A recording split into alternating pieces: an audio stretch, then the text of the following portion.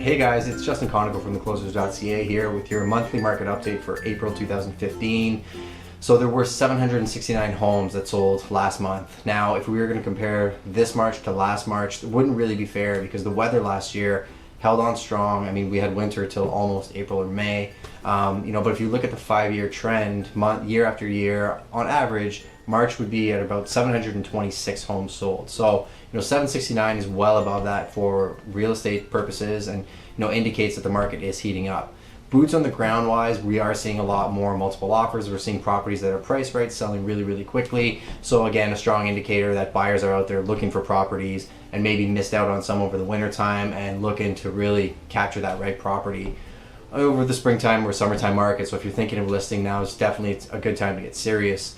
Another thing that we wanted to bring up, and we usually like to bring up at least one legal fact or something that's going to affect the real estate industry to give some value to the agents that are out there, and obviously the rest of our listeners that subscribe to our show, is as of July 1st, 2015, there is going to be a big change to dealing with phantom offers. Bill 55 is going to be amended, and we've been waiting for this for a long time, so that brokerages have to keep a copy of all offers that come in on a property. Why is this important? Well, there are situations where we go in with buyers and submit an offer on a property, and then magically all of a sudden we get a call an hour or two later that there's another offer on the property. Agents are not supposed to say that there's another offer on a property unless they actually have a written offer in hand, and they're supposed to keep a copy of it, but there was no law forcing them to keep an actual physical copy somewhere. Now, as of July 1st, if any offers come in, 5, 6, 7 offers, whatever it may be, physical copies of those offers are going to have to be kept by that brokerage. So if they get challenged, they'll be able to pull those offers and indicate that there were multiple offers on the property. We personally think this is great for our industry and great for the purchasers and sellers, because we're not going to be involved in situations where there's phantom offers when there really aren't any phantom offers. There'll be a lot more transparency as to who the agents are who are in play, the buyers that are out there, and the offers that are actual offers. So, just another feather in the cap for the real estate industry and things getting a little bit more transparent. We're all for that, and we actually think that this is going to be great for everybody. Just a quick note, for those of you that don't know, Shannon and I did open our own boutique firm last week.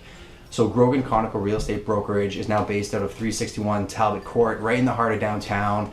We're looking to be a client-first, sales-focused boutique firm that really takes service to the next level. We really want to refine our systems, be transparent with everything that we do, and really showcase how we are different in the real estate industry, and really use our talents to the maximum ability that we have. So if you guys have any questions about that, feel free to give us a shout anytime.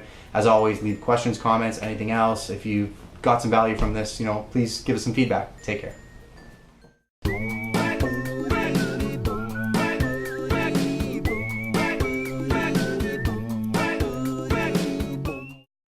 Dual agency is when a particular real estate agent or broker represents both the buyer and the seller. For instance, Keller Williams is a brokerage, and there is a broker of record whose license is registered as the broker for that office.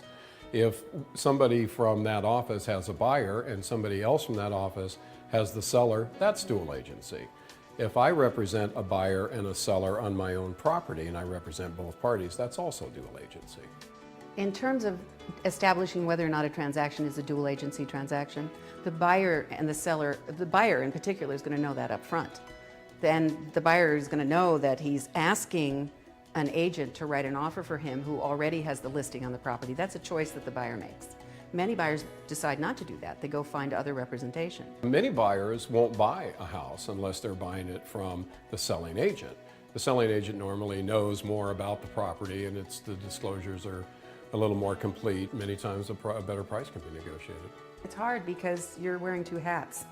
So you're representing the seller, you're representing the buyer, and this is in the situation where you as the agent are representing both people. It's not where the broker of record has two agents that are representing the parties individually.